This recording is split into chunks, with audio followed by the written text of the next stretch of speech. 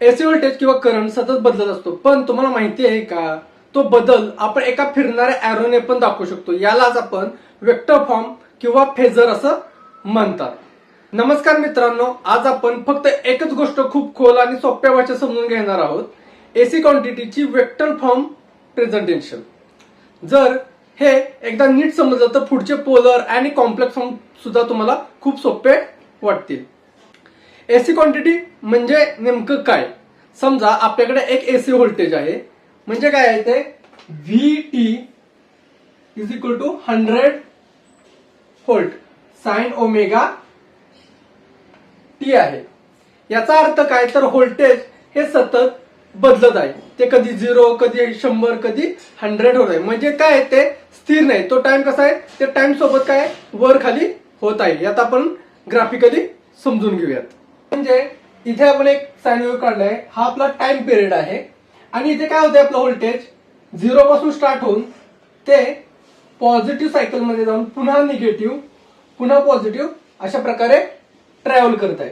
पण इथे हे व्होल्टेज जेव्हा 100 व्होल्ट प्लस आणि 100 व्होल्ट मायनस मध्ये ट्रॅव्हल करते त्यावेळी हे काय होतंय, कधी ते 0 आहे तर जे कधी ते पीक व्हॅल्यूला 100 व्होल्ट येते, त्यानंतर पुन्हा ते 0 होत आहे, पण मायनस मध्ये पुन्हा ते 100 व्होल्ट होत आहे व नंतर 0 होत आहे. अशा प्रकारे आपलं व्होल्टेज हे ट्रॅव्हल करत असतं. ते सुद्धा टाइम नुसार, जसा टाइम पुढे जाईल तर तसं ते ट्रॅव्हल होत असतं. समजा आपल्याकडे काय आहे, एक काठी आहे किंवा आपल्या हातात एक रॉड आहे आणि तो रॉड किंवा ती काठी काय आहे एका फिक्स पॉइंटला आपण काय जोडलेली आहे आणि ती काय होते गोल गोल फिरते. म्हणजे ती काय होते 360 डिग्री अंशात ती गोल गोल फिरते. म्हणजे एखाद्या घड्याळाच्या काट्याप्रमाणे ती काठी फिरते. म्हणजे या काठीला आपण काय म्हणतो तर वेक्टर किंवा फेजर असं म्हणतो. म्हणजे आता आपण एक अजून करूया की एक आपलं एक सर्क्युलर आकारचं एक फ्रेम आहे आणि इथे आपण एक काय काढलेला आहे, एक काठी काढली आहे किंवा एक काटा काढलेला आहे. तो काय होतोय आपला या 360 अंशात काय होतोय तो रोटेट होतोय आणि यालाच काय म्हणतात आपण फेजर किंवा वेक्टर असं म्हणतो. आता वेक्टर काय दाखवतं तर या एरोच्या दोन महत्वाच्या गोष्टी असतात या एरोमध्ये. एक काय असते ते लेंथ आणि दुसरी काय असतो तो अँगल. आता याच्यामध्ये काय होतं की लेंथ म्हणजे काय तर एसी क्वांटिटीची मॅग्निट्यूड आहे. जर व्होल्टेज जर 100 व्होल्ट असेल तर एरोची लेंथ किती असणार आहे 100 असणार आहे. म्हणजे काय की मॅग्निट्यूड 100 असेल तर यालाच आपण काय म्हणतो 100 व्होल्ट सुद्धा असं म्हणतो. म्हणजे काय एसी क्वांटिटीची ही मॅग्निट्यूड आहे. पण दुसरी गोष्ट काय याच्यामध्ये दुसरी महत्वाची गोष्ट तर अँगल. म्हणजे त्याला काय म्हणतो आपण फेज अँगल म्हणतो. म्हणजे हा जर अँगल -30 डिग्रीकडे जर झुकला तर काय होणार आहे आपल्याला इथे या गोष्टी आपण अँगल असं म्हणणार आहोत. इथं मॅजिक काय होतं, हा जो एरो आहे हा एरो हा काय असतो तो सतत फिरत असतो आणि या एरोच्या शॅडो जर आपण व्हर्टिकल लाईन्स या व्हर्टिकल लाईन्स वर बघितलं तर तो शॅडो वर खाली होत असतो. तो शॅडो म्हणजेच काय असतो आपला एसी वेव्हफॉर्म असतो. हे आता आपण इथं समजून घेऊयात. म्हणजे काय होतं इथं की ज्यावेळी हा 360 आहे, हा पूर्ण राऊंड किती आहे 360 चा आहे. इथे 0 आहे, इथे 90 आहे, इथे 180 आहे, इथे 360 आहे. ज्यावेळी तो 0 पासून 90 कडे ट्रॅव्हल करेल त्यावेळी इथे काय होणार या 0 पासून तो इथे 90 डिग्री होऊन जाणार आहे. इथे काय आपलं बरोबर 90 डिग्री आहे. त्याच्यानंतर तो काय होणार आहे 90 पासून तो 180 कडे येणार आहे. म्हणजे काय पुन्हा 0 कडे येणार आहे. म्हणजे इथे 180 कडे येणार आहे. पुन्हा हा 180 पासून 360 कडे जाईल. म्हणजे तो काय होणार या 180 पासून 270 हा 270 आहे आणि पुन्हा 360 इथे येणार. म्हणजे तो काय होणार इथं 270 कडे येणार आहे. इथे पुन्हा तो 270 कडून 0 कडे म्हणजे 360 कडे जाईल तेव्हा पुन्हा 0. म्हणजे अशा प्रमाणे हा आपला मॅग्निट्यूडचा जो अँगल आहे तो रोटेट होत असतो. म्हणजे त्याचा जो शॅडो म्हणजेच काय असते ती एसी वेव्हफॉर्म असते. म्हणजे फिरणारा vector is equal to AC signal तयार करत असतो. आता समजून घ्या की वेक्टर हा हॉरिझॉन्टल पोझिशन मध्ये आहे. म्हणजे काय होतो हॉरिझॉन्टल पोझिशन मध्ये वेक्टर हा हॉरिझॉन्टल पोझिशन मध्ये सरळ लाईन मध्ये आणि त्याचा टाइम काय आहे या वेळी 0 टाइम आहे. टी किती आहे इथं तर 0 आहे. पण आणि त्यावेळी ॲरो हा सरळ राईट साईडला गेलेला आहे, म्हणजे काय हा राईट साईडला गेलेला आहे इथून. तर शॅडो काय होणार आहे त्यावेळी 0 असणार आहे, कारण की इथे काय टाइम 0 आहे आणि व्होल्टेज काय आहे 0 आहे.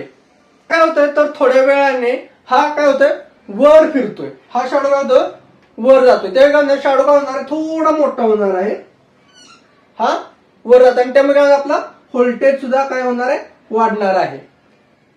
हे हळू 30 होणार आहे, 90 होणार आहे, तो पुन्हा असा इथे 90 ला येणार आहे, म्हणजे हा काय होणार पूर्ण 90 डिग्री अँगल इथं होणार आहे. म्हणजे हे काय आहे आपल्या शॅडोची मॅक्झिमम लिमिट आहे असं आपण म्हणू शकतो. म्हणजे व्होल्टेज आपल्या इथं काय होणार आहे या ठिकाणी जे आपण 100 दाखवले ते इथं काय होणार आहे 100 ला तो पोहोचणार आहे प्लस मध्ये. 180 ला काय होणार आहे 180 ला हा पुन्हा काय होणार आहे हा पुन्हा हा इकडे येऊन 0 ला येणार आहे, म्हणजे इथे 180 डिग्री आहे, इथं पुन्हा काय होणार तो 0 ला येणार, म्हणजे 0 खाली येणार आहे. पर त्यानंतर 270 ला काय होणार इथं -100 व्होल्टला जाणार आहे, म्हणजे तो इथून फिरून -100 आहे, म्हणजे पुन्हा 270 वरून पुन्हा इकडे जातो 360 येतो पुन्हा 0 आहे. म्हणजे हा काय झाला एक फुल रोटेशन झाला आणि याला काय म्हणतो आपण एक एसी पूर्ण सायकल असं म्हणतो. म्हणून वेक्टर फॉर्म मध्ये हे आपल्याला पाहायला मिळतं. आता वेक्टर फॉर्म का वापरतात, कारण की एसी वेव्हफॉर्म हा सतत काय असतो तर बदलत असतो. तो 0 पासून सुरू होऊन पॉझिटिव्ह कडे जातो, पुन्हा 0 होतो, पुन्हा निगेटिव्ह कडे, ही गोष्ट इथं होत असते. एसी वेव्हफॉर्म काय असतो बदलत असतो, त्यामुळे वेक्टरची लेंथ ही फिक्स्ड असते, म्हणून कॅल्क्युलेशन ही याच्यामुळे खूप सोपे होतं. आता आपण फक्त आहे ना लेंथ म्हणजे काय तर त्याचा मॅग्निट्यूड आहे आणि अँगल म्हणजे काय त्याचा फेज इतकंच लक्षात ठेवतो. आता रिअल लाईफ मध्ये एक एक्झाम्पल तुम्हाला जर सांगायचं झालं तर आपल्याकडे काय आहे तर 2 व्होल्टेज आहेत. काय तर आपल्याकडे 2 व्होल्टेज आहेत, एक आहे ते V1 आहे ते 100 व्होल्ट आहे आणि दुसरं आहे ते V2 100 व्होल्ट आहे. पण इथे काय झालेलं आहे ह्याचा 30 डिग्रीने काय आहे लेट आहे, हे काय आहे तर 30 डिग्रीने लेट आहे.